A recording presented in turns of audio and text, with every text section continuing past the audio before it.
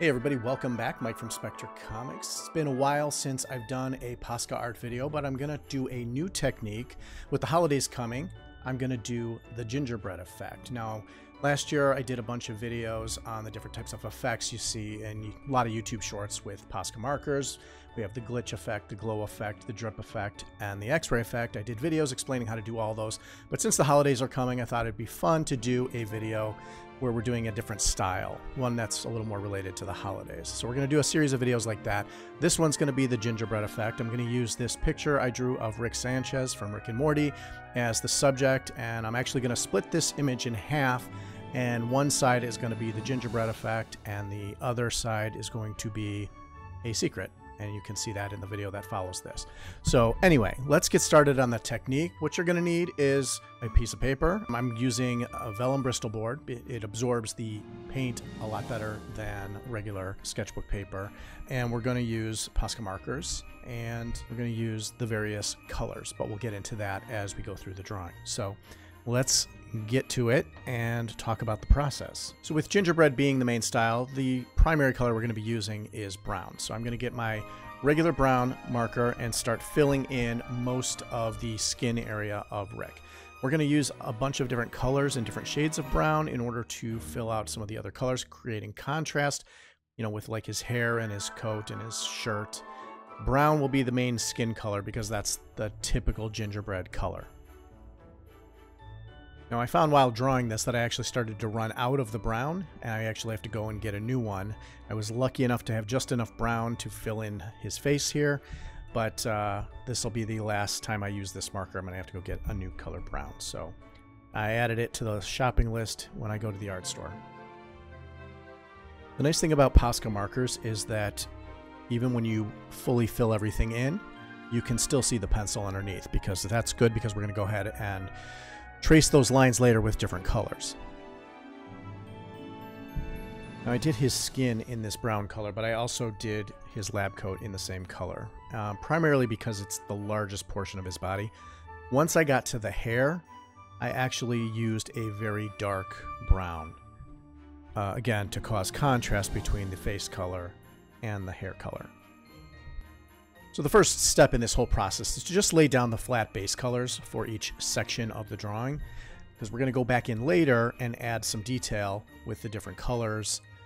We have obviously frosting we want to add, we want to outline things. For his shirt, I used a beige in order to, again, get contrast between his lab coat and his shirt. And with the base brown of his skin, I'm going to go ahead and use a darker brown to create some shadows to look like he's a little bit in 3D.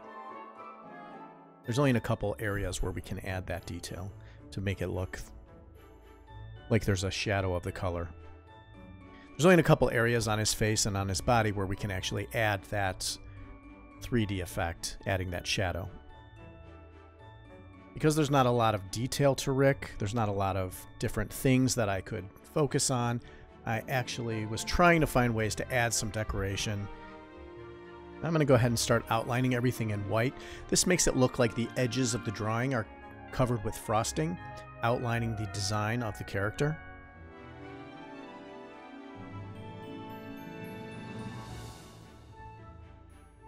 This works really well when you use the browns because the white really contrasts with the brown. The nice thing about Posca markers is that if you mess up, you can easily correct by just waiting till it dries and covering it up with a different color.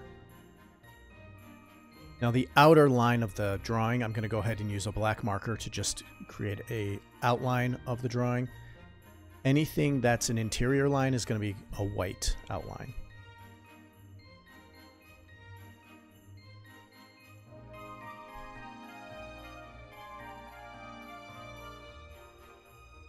It's always good to go ahead and reinforce the lines after you draw them, just to make sure you got good coverage, especially with the white marker.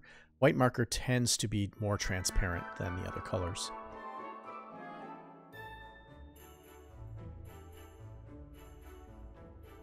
Now here's where I'm going to go ahead and add a little extra detail. I'm going to add some colored buttons to his shirt. This makes it look like it's candy.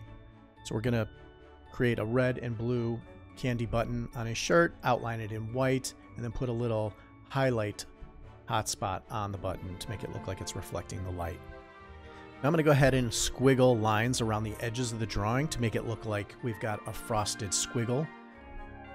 This is the part that really makes it look like the gingerbread man. So we're going to do it to his face, his lab coat, and his hair. I like to go over this a couple of times to make sure the white really pops out and is less transparent.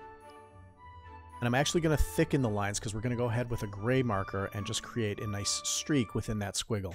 Hey everybody, hope you enjoyed following along, applying the gingerbread effect to Rick from Rick and Morty. There's going to be 3 more holiday styles coming in the next week or 2, so stay tuned for that. Go ahead and like the video, subscribe to my channel, comment below. We will see you next time. Have a great day.